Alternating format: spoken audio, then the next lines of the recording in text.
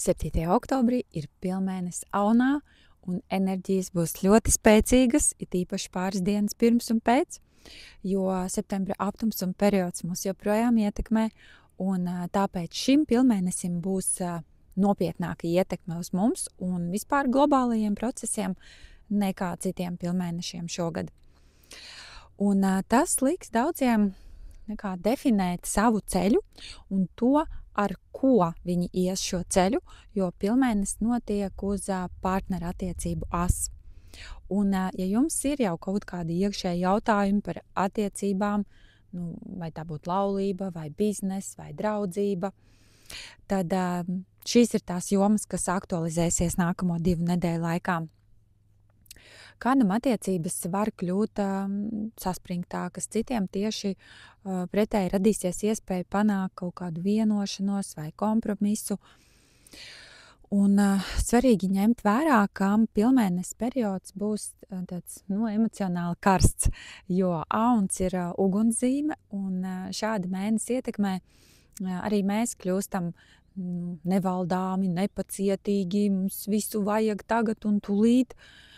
Ir svarīgi apzināties, ka mums ir jākontrolē savas emocionālās reakcijas, lai nepieļautu pārsteidzīgus lēmumus un nesabojātu kādas labas attiecības ar kaut kādu neuzmanīgu gājienu vai asu vārdu.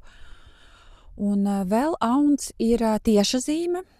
Tas nemāk izlikties, tāpēc šī pilnmēneša laikā, kas ir vēl 2 nedēļas pēc 7. oktobra, daudzi parādīsies tādi, kādi viņi patiesībā ir, bez filtra un īsti. Un ļoti iespējams mēs redzēsim savu partneru tās puses, par kurām iepriekš vispār mums nebija nojausmas. Vai varbūt mēs pārsteigsim paši sevi ar kaut kādu savu izgājienu, vai arī beidzot ieraudzīsim kaut kādu patiesību par sevi. Tā kā vērojam, tuvākajā laikā būs redzams kaut kas, ko mēs slēpjam vai nu paši no sevis, vai ko citi slēpj no mums. Un, ja ir tā, ka jūs atklājat kaut ko negatīvu, tad nevajag krist panikā, bet saskatīt to kā iespēju uzlabot sevi. Turklāt pilnmēnesis laikā ir saspringts aspekts starp Merkūru un Plutonu, kas var izpausties kā strīdi vai vēlmēm kontrolēt, manipulēt, izdarīt spiedienu uz apkārt esošajiem. Ļoti daudz zīmes ir Skorpionā. Ir svarīgi saglabāt mieru un neprovocēt otru, bet tajā pašā laikā arī neļaut sev kāpt uz galvas. Un šajās dienās īpaši spilgti otrs cilvēks var būt mūsu spogulis un parādīt mums tos iekšējos konfliktus, kas mums pašiem ir. Bet šajā pilnmēnesī būs arī kaut kas pozitīvs.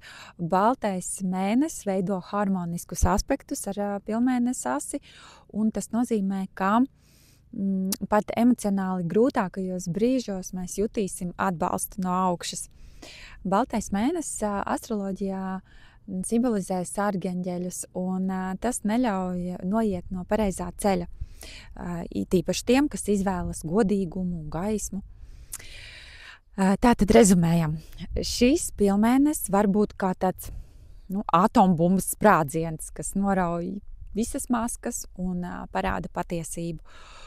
Un lai cik emocionāls un saspringts tas arī varētu būt, saskatām to kā soli mūsu attīstībā. Tas mums parādīs, kur kaut kas nefunkcionē, gan attiecībās, gan savos iekšējos principos. Tā, un lai visiem izdodas saskatīt patiesību un nebaidīties no tās.